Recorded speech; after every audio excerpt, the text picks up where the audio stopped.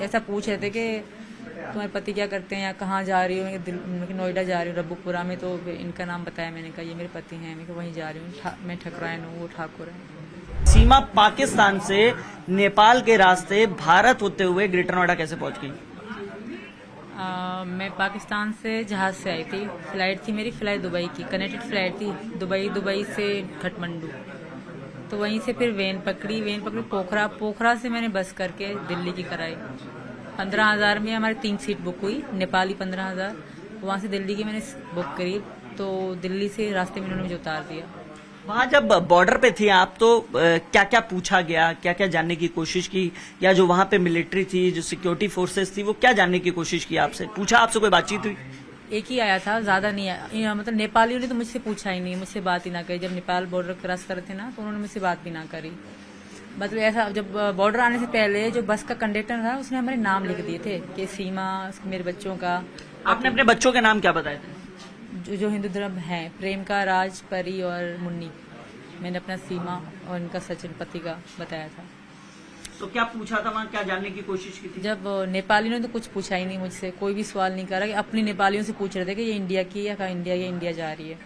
तो इंडिया का एक ही पुलिस ऑफिसर आया था, ओनली एक ही आया था। तो सब अच्छा, बहुत अच्छा था वो। उसने बस मुझसे एड्रेस पूछा, पति का नाम पूछा, और मेरे बच्चों से प्यार करा था। बीमार थे ना मेरे बच्चे, सारे से गोदी में पड़े हुए थे। इससे ज्यादा उन्होंने कुछ सवाल नहीं करे। वो बहुत अच्छा इंसान था, शायद बस यही। उन्होंने कार्ड वार्ड कुछ नहीं पूछा मुझसे। हाँ, बस ऐसा पूछ रहे थे कि तुम्हारे पति क्या करते हैं या कहाँ जा रही हो। मैं नोएडा जा रही हूँ रब्बुपुरा में, तो इनका नाम बताया। मैंने कहा ये मेरे पति हैं। मैं वहीं जा रही हूँ, मैं ठकरायन हूँ, वो ठाकुर है। इससे ज्यादा उन्होंने सवाल ना करे। और बस सब। कितने दिन ट्रेवल रहा? आप कब चली थी पाकिस्तान से, किस तारीख को चली थी? मैं 10 मई 4 बजे चली थी। 10 मई 4 बजे। और फिर यहाँ आई है 13 तारीख को, यानी 3 दिन लगातार सफर रहा है। जी सर। तो पहले यहाँ से दुबई गई, दुबई में तो आपके पति भी थे ना? वो तो सऊदीया में है, पर मैं दुबई में थी। दुबई में मेरा फ्लाइट। इस दौरान 3 दिनों में कोई बातचीत हुई पति से? ना, इन दिनों में नहीं हुई। मैं उधर एयरपोर्ट के अंदर ही थी। एयरपोर्ट से बाहर हम गए ना, कनेक्टेड फ्लाइट थी ना, एयरपोर्ट से बाहर आउट नहीं जाने देते, तो वहीं से दूसरे जहाज में बिठा दिया। फिर काठमांडू 11 की सुबह में पहुंच गई काठमांडू। ठीक है, फिर काठमांडू के बाद वेन पकड़ी, मैं गई सीधा पोखरा, क्योंकि किसी ने मुझे कहा कि पोखरा से आपको दिल्ली की बस मिल जाएगी आराम से। अच्छा। किसी ने वहीं नेपाल में ही पता पड़ी ना, नेपाल लोग सब हिंदी कर लेते हैं, हिंदी बोल लेते हैं। ठीक है।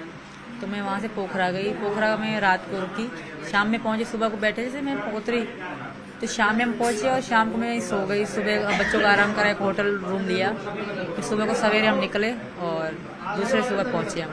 देखिए, अब लगातार एक सवाल और पूछा जा रहा है कि सीमा यहाँ पहुंच गई है, इलीगल वे से पहुंची है, अब यहाँ क्या चाहती हैं? मैं यहाँ रहना चाहती हूँ, सचिन से शादी करके यहाँ की नागरिकता बनना चाहती हूँ, क्योंकि मैं वापस नहीं जाऊंगी। मैं इनके बगैर रह नहीं सकती, पहली बात। दूसरी बात, अगर गई भी ना तो पाकिस्तान में मुझे वहाँ मार देंगे मेरे घर वाले, क्योंकि हमारे यहाँ ऐसे ही सिस्टम चलता है। जब मुसलमान से अगर कर लेना लव मैरिज और पकड़ा जाए तो उनको मार देते हैं। ये तो हिंदू है और इंडिया का है, तो सब थू तभी करते होंगे मुझ पर। कोई भी खुश ना होता होगा, सब गाली देते होंगे मुझे मुसलमान।